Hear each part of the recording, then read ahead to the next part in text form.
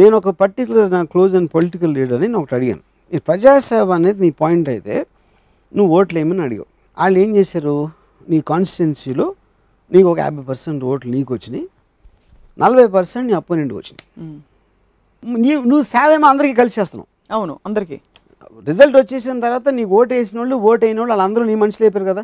అవును, అప్పుడు నీకు ఓటు అయిన వాళ్ళు కూడా నీకు ఓట్లు వేసే వాళ్ళతో సమానంగా వాళ్ళకి వచ్చేసిందంటే అది ఇజన్ దట్ ఇంజస్టిస్ అని అడిగాను.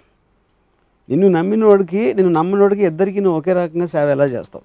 ఒకవేళ నీకు తెలిస్తే వీడు మాత్రం నాకు ఓటు వేయలేదు, ఈ పర్టికులర్ కమ్యూనిటీ వేయలేదు, లేకపోతే ఈ మనిషి వేయలేదు, వాళ్ళు వేయలేదు అని చెప్తే నీకు ఆ ఛాన్స్ ఉంటే, తెలిసే ఛాన్స్ ఉంటే నువ్వు డిఫరెన్షియేషన్ చూపిస్తావా. కాన్సెప్ట్ లెవెల్లో చూపించకపోవచ్చు, కాన్సెప్చువల్లీ బికాజ్ అందరూ సమానం అని అనుకుంటారు కాబట్టి.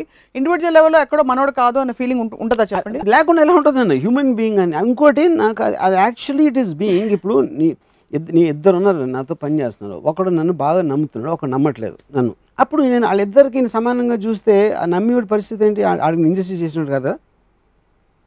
సో ఓకే, డెమోక్రటిక్ సిస్టంలో తెలివిగా సీక్రెట్ బ్యాలెట్ అని ఎందుకు వచ్చింది ఎవరికి తెలియదు, ఎవడెవడు ఓటు వేసాడో ఏంటో అనేది. అందుకని ఆ పర్సనల్ ప్రెజుడిస్ రాకూడదనే ఒక పర్టికులర్ ఎజెండా కూడా ఉంటుంది సీక్రెట్ ఓట్లో ఉన్న అడ్వాంటేజ్.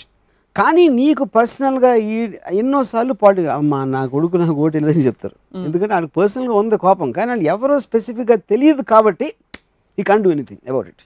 అదొక సస్పిషన్ బేస్లో ఉంటుంది. So but coming back to what the whole thing of every time ఒక ఆర్గనైజేషన్, నేను సెక్రటరీ, నేను ప్రెసిడెంట్, నేను ఇది, ఎప్పుడైనా ఒక పొజిషన్ అనేది నాకు రావాలి అని అనుకుంటే that is where corruption starts. Corruption is not a bad thing in this context, I don't mean it as in a bad thing. అప్పుడు కరప్షన్ అనేది ఏంటి, మీరు స్ట్రైట్గా చెప్పకుండా వంకర్గా చెప్పడం, ఒక ఎజెండా చేయడం, corruption of the mind. But is not in a bad way. Corruption of the mind నేను ఎందుకు యూజ్ చేస్తున్నానంటే వర్డ్, మీరు స్ట్రైట్గా ఆనెస్ట్గా ఉన్నట్టు చెప్పడానికి ఛాన్స్ లేదు. ఎందుకంటే you're fighting against minds, you're fighting against stupidity.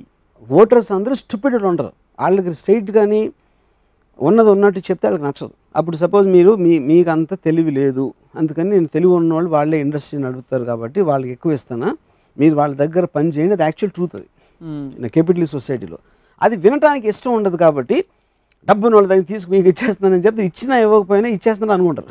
అది మ్యానిపులేషన్ అక్కడ. ఎందుకంటే వాళ్ళకి అర్థమయ్యే తెలివి లేదు కాబట్టి అబద్ధాలు చెప్పాల్సిన అవసరం ఉంటుంది పాలిటీషియన్. సో మీరు చెప్పేదాన్ని బట్టి మొత్తం అసలు నిజం ఓటర్లకి నిజం చెప్తే నచ్చదు, లాజిక్ చెప్తే అర్థం అవ్వదు. అందుకని politician has no choice but to tell a lie. So I have all my sympathy towards politicians. అందరూ అబద్ధాలు ఆడతారని డిసైడ్ అయిపోయారు. 100% అబద్ధాలు ఆడకపోతే బతకలేరు అన్న.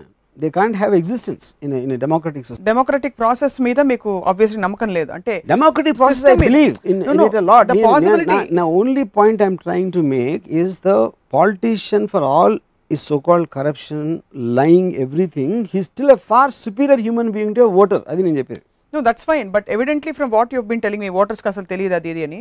Feudalism బెటర్ కదా. రై ఓటేరా అని బెదిరించి honest గా డైరెక్ట్ గా. Honesty ఎందుకన్నా?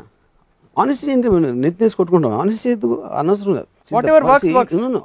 Yeah, whatever works. That's the point. If lying is going to work for the benefit of people also. నా ఇంటెన్షన్ ఉండకపోవచ్చు, నా ఇంటెన్షన్ ఉంది, నేను నిజం చెప్తే వాళ్ళకి వాళ్ళు నమ్మరు, వాళ్ళకి ఇష్టం ఉండదు కాబట్టి నేను అబద్ధం చెప్పి నా పొజిషన్లోకి వచ్చాను. ఫర్ ఎగ్జాంపుల్ వచ్చిన తర్వాత I'm still doing what I think is right.